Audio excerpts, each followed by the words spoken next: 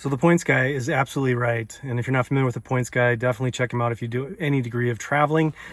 The other point is that it's been said you can only connect the dots looking backwards, and that's what this video is about.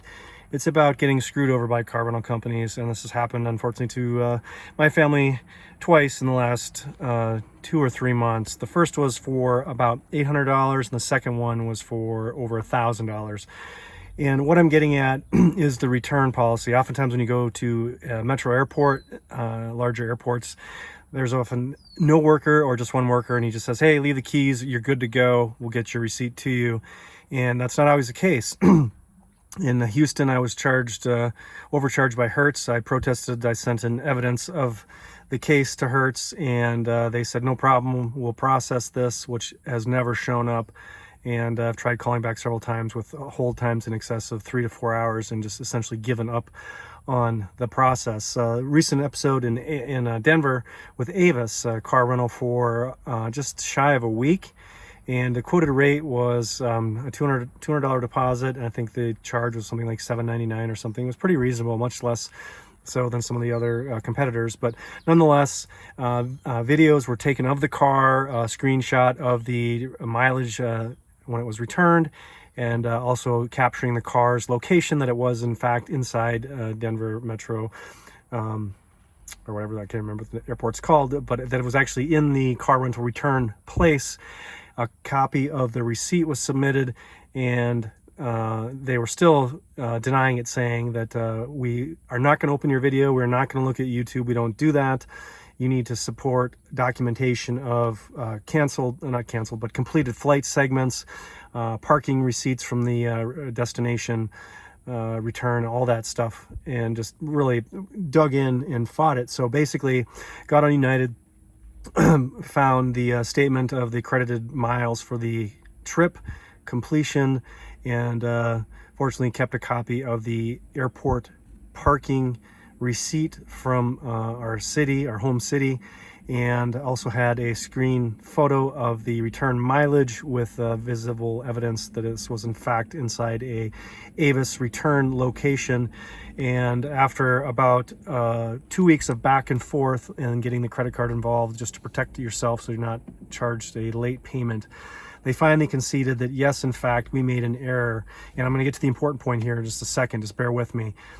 Credit of 1,000 and some change will be going back on your card within 3 to 5 business days. Until that happens, you know, I'm not holding my breath. I've been promised that by Hertz in the past, and the several episodes that I've protested have never materialized through Hertz. So hopefully Avis will be better. They're probably owned by the same parent company.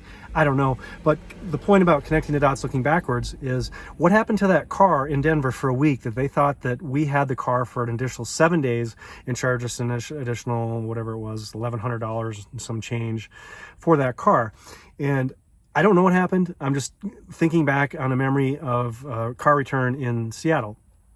I brought a car back, and I was staying in a hotel relatively close to the car rental facility in SeaTac, and I asked the worker, I said, where's the best place to meet an Uber here at the car rental facility? And she said, well, where are you going? And I said, I'm going to the so-and-so hotel, whatever. It's like a half a mile from here, maybe a mile at most. And she said, no problem, jump in, I'll take you. So the car rental return person, who didn't have one of those little devices that actually scans the car and verifies that it was returned, she's maybe one of the people that washes them and parks them. I don't know what her official role was. But anyways, I got in the front seat with her, and she actually drove me to my hotel in my rental car. So I actually returned it.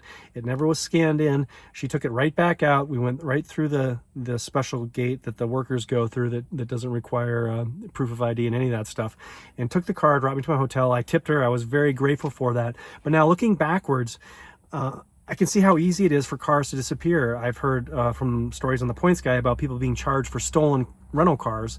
And so I'm thinking of all these things in retrospect as I'm going to be returning a car in Houston in 24 hours. And that was the location that I got screwed last time by Hertz. And so I'm going to video the car like I always do. I'm going to take more photos because Hertz and Avis refuse to open YouTube links for whatever reason. I understand corporate policy of not opening extraneous links, but it's a YouTube video. It's not going to download something malicious on your computer. Or I'm going to create a special title for the video that's very unique and searchable and easy to find on YouTube of the actual car being returned, the date of it being returned, and I'm going to search diligently for an actual human being to check the car in and give me a receipt on the spot so that I'm not eating another $800 and some when I return the car at George Bush International in Houston. So I'll let you know how it goes. Let me know if you've had any similar experiences, but this is the reality. Unfortunately, there's a lot of scam going on in the car rental industry, and I'm just one person, one family experiencing this twice in the last couple months. So I'm sure business travelers out there are in a much more dire situation with the state of affairs of the quote, no workers to check the car in, leave the keys, you're good to go. Not really.